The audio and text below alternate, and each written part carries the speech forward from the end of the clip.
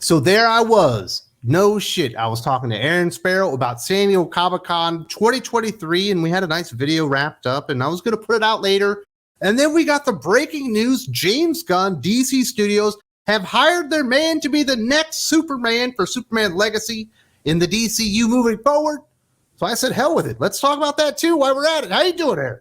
It's great to be on the cutting edge, Wes. I'm doing well. I'm wearing my Darkwing Duck shirt, remembering a time when the comics were exceptional and weren't just a cover scheme. And now we've got our great new Superman news. Let's jump into it.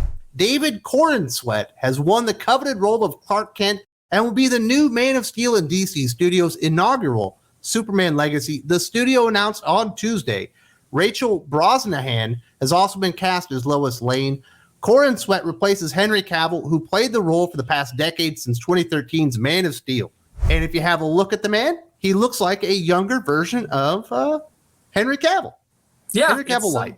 It's interesting. First of all, I think he should change his name just to Corenswet. That should be his whole name, not just his last name. He should just go by Corin because it is a very unusual name. But I can't. Congratulations to him, and I also kind of feel bad for him because I feel like with the Flash bombing this week, he's kind of inherited a tragedy leading the new version of the DCU. The DCU is not in great shape, and we haven't even got there. They still have more movies to release in the DCU. We still got to get through Blue Beetle and I believe the Aquaman sequel before we ever get into Superman Legacy. James Gunn's baby, it's going to kick off the new DCU, and I kind of feel bad for the guy. I've never heard of him. I'm going to go over some of his credits a little bit later, but my goodness, he's going to have the weight of the entire studio on his shoulders to actually pull off a believable Superman that will reinvigorate anyone's interest in DC characters in the big screen. Yeah, he's got to carry the entire DC universe, and right now it's fallen apart. Who would have thought that Oppenheimer, a movie about the development of the nuclear bomb, would be the second biggest bomb at the box office on screen? Then, who could have guessed? So you've got all this baggage with the DC universe of this continual string of failures, and even though James Gunn's Superman is going to be a rebranding, it's going to be really hard to get the general public to understand that. Will they be excited about a new Superman movie after all of the DC failures? Will enough time have passed between Blue Beetle, which I've already heard from somebody who's seen it that it's just awful, and then Aquaman, which I'm sure it just promises to be. The test screenings on that have been notorious. We've heard a lot of the stuff behind the scenes. Yeah, so it just sounds like it's going to be a disaster for the rest of the year for Warner Brothers. And then you're going to skip a year and get Superman in 2025 Is that enough time? Maybe. Yeah, maybe. Depending on how the writers' strike goes, depending on how the SAG, potential strike works out, maybe we'll see that in 2025. Is that enough time, Wes, for people to care again, or people to forget the stink that's on the DC universe? I think they should take a little bit more time. The one thing that we know will not happen for Superman Legacy, this actor likely won't bring much of an audience along with him because he's not A-list, and most people have never heard of this guy. Corenswet earned widespread acclaim for his breakout performance in Netflix's The Politician. He also recently starred in the acclaimed A24 indie Pearl, Netflix's Look Both Ways, and in HBO's acclaimed miniseries We Own This City. He also wrote, directed, and starred in the web sketch comedy series Mo and Jerry Weather. He will next be seen opposite Natalie Portman in the upcoming Apple TV limited series The Lady in the Lake. I like that it says he'll next be seen in an Apple TV show. No, he won't. Nobody watches Apple TV. He's a good-looking kid.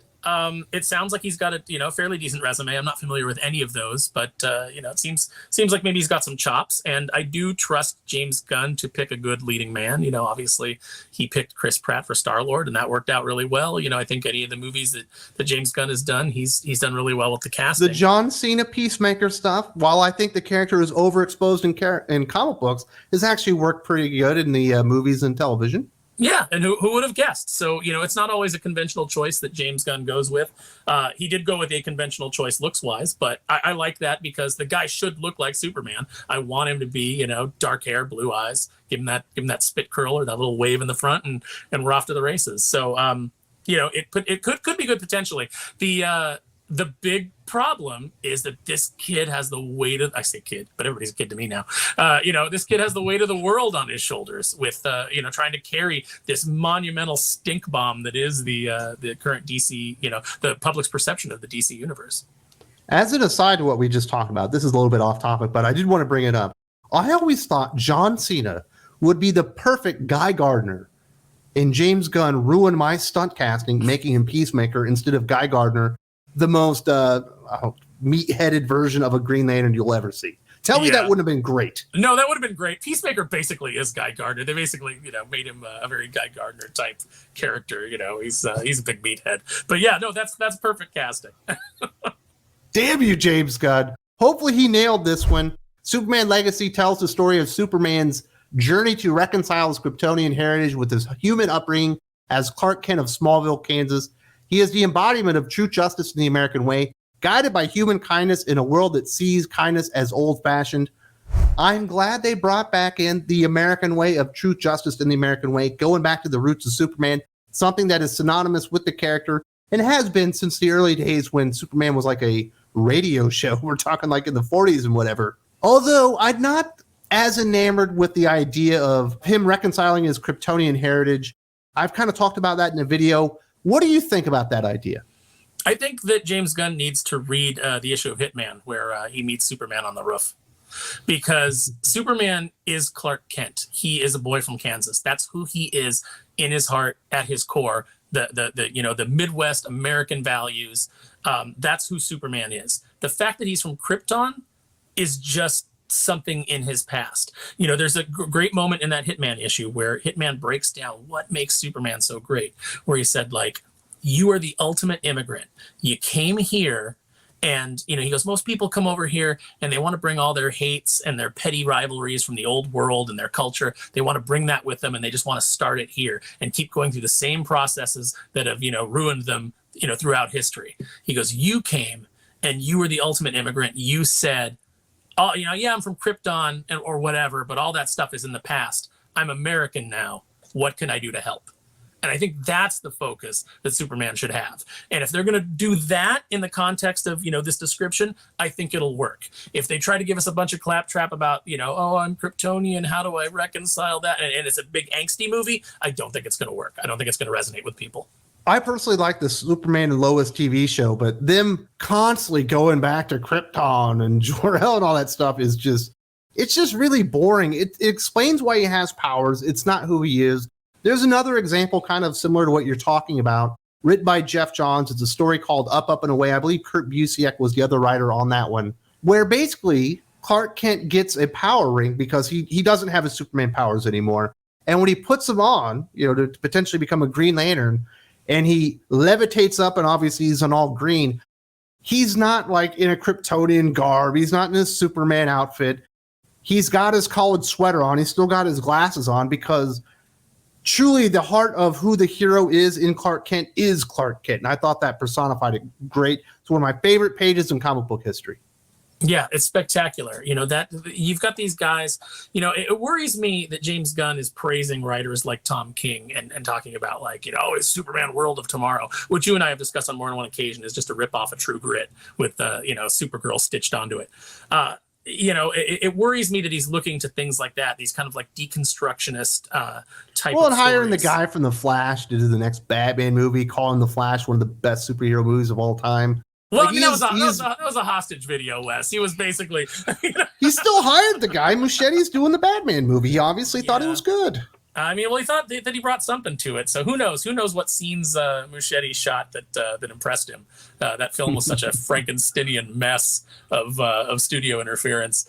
And I'm hopeful, but I'm hopeful without having a lot of hope. Does that make sense? No, I understand 100% where you're coming from. Because I want to see this stuff succeed. I love Superman. I want another good version of Superman on the big screen. I want a shared DC universe that makes sense, functions, and gets me excited for the next movie. From what I've seen so far, from what Warner Brothers has put out, they can make really good Batman movies. They can make a good standalone Superman movie here and there. But they haven't been able to pull off a shared superhero universe, and obviously that's all on James Gunn now. I think he's got the chops to do it. It just depends. It's just picking the right people and picking the right stories to adapt, the right things from the comics to draw from. And, unlike Marvel in their current state, he really does need to be drawing from the comics. And that was one thing that I was encouraged in his announcement, is that, even though he mentioned Tom King, he did mention other good comics as well. A lot of Grant Morrison. Yeah, a lot of Grant Morrison, a lot of guys that really understand these characters. So if he's using that as the basis, I think that, we have a small reason to hope. And at the end of the day, isn't that what Superman is all about? That's what that symbol means. Means hope. Thank you so much for joining us and talking about this breaking news. Superman is finally cast. I've been covering this on my channel since the very beginning, and I talked about what I thought was maybe wrong or maybe iffy with what James Gunn was putting out there about Superman Legacy and why I thought maybe they were going down the wrong path. A lot more in depth here. Definitely check this one out right here. There's also a link in the video description.